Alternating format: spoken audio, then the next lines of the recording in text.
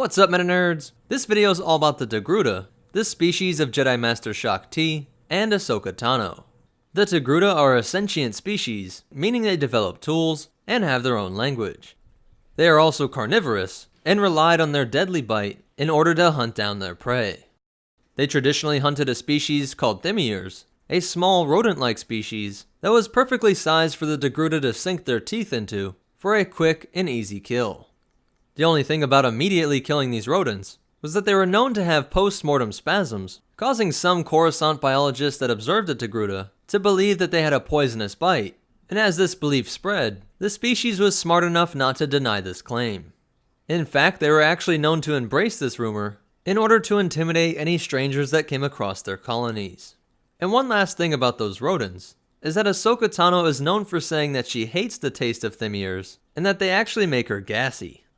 A Togruta's skin hue can range from green to red, with some blues in between, and stripes that can appear anywhere on their body, but were especially known for the different patterns across the Togruta's Lekku and montrails.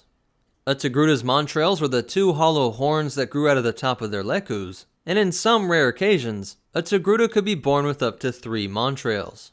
This structure gave the Togruta a passive form of echolocation, a trait that helped them sense the movement of their enemies or prey, and gave them a particular advantage when fighting multiple attackers, and made it very difficult to ambush a Togruta.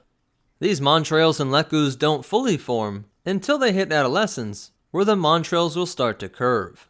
And the interesting thing about these stripes is that it's the result of a phenotype passed down by their ancestors, as this skin patterning helped them while hunting, as they naturally blended in with the red and white Turu grass, which covered the Shili scrubland. The Togruta were known to abandon tribes, and had a strong dislike of individualism.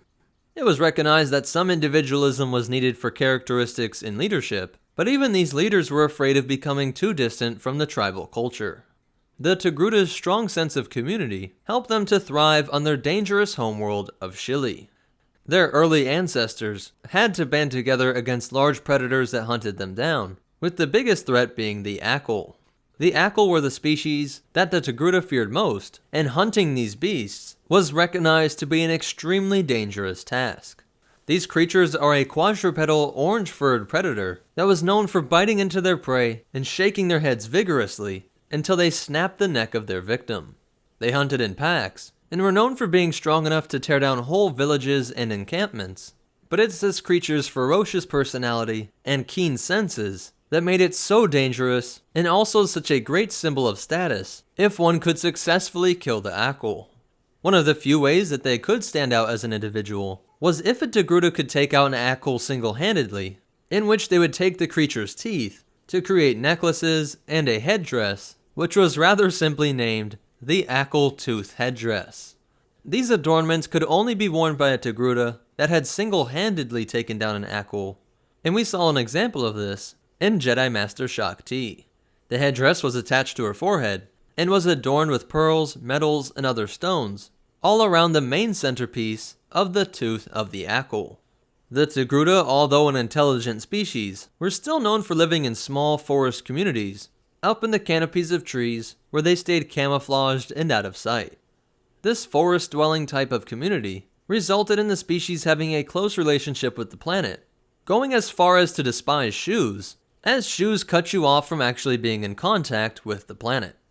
All able-bodied Togruta were expected to contribute to the tribe, and when the time came that you were too weak to keep up, you were left behind, as it's Mother Nature's way of telling you that your time in this world was over. The Togruta are a hunting, gathering, and warrior species, and they would wear the pelts and teeth of other animal besides the Akul, all demonstrating various levels of pride and maturity for the hunter. Along with these pelts, they were also known to cherish the Togruta sash, and we saw one of these worn by Ahsoka Tano in her early days as a Padawan at the outbreak of the Clone Wars.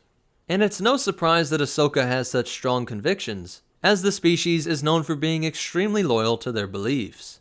And the social aspect of the Togruta allowed them to acclimate to different environments, and this also allowed them to make friends with other species whenever possible. The Togruta were discovered in 25,000 BBY, and eventually set up colonies on the planet Kairos. There was an uprising during the Old Republic, which was silenced by Grand Moff Kilran, and the colony stayed pacifist until 21 BBY, when during the Clone Wars the Separatists appeared and captured this colony. Yoda had contacted Governor of the colony Shaak Ti prior to this occupation, but his efforts were to no avail, with the colonists being made slaves, requiring Anakin Skywalker, Obi-Wan Kenobi, and Padawan Ahsoka Tano to come and free Kairos. The species was known for having a close connection to the Force, even though their midichlorian count was slightly lower than average when you compared them to other species. It's believed their montrails, and their strong beliefs tying them to the land, helped to give them a strong connection to the living force that surrounded them. Thus, the species has contributed a large number of Togruta Jedi. Though most were known to be female, there were a few male Padawans as well. Jedi Master Ra'anate was one of the earliest known Jedi Masters of this species, and she really showed their warlike side, as she participated in the Padawan massacre of Taris during the Mandalorian Wars. We then have Shaak Ti and Ahsoka Tano growing their strength around the Clone Wars era, and other Padawans such as Ashla, seen in Episode 2 Attack of the Clones, when Obi-Wan interrupts Yoda's daily lightsaber training. We also have Darren Nalua, who survived Order 66, and Cody Tai, who saved a number of younglings from General Grievous, though he was later expelled for seeking vengeance against the four-armed cyborg. So that's it for the Togruta species, but more important than all that, remember, never ask a Togruta if their bite is venomous, and the Force will be with you, always.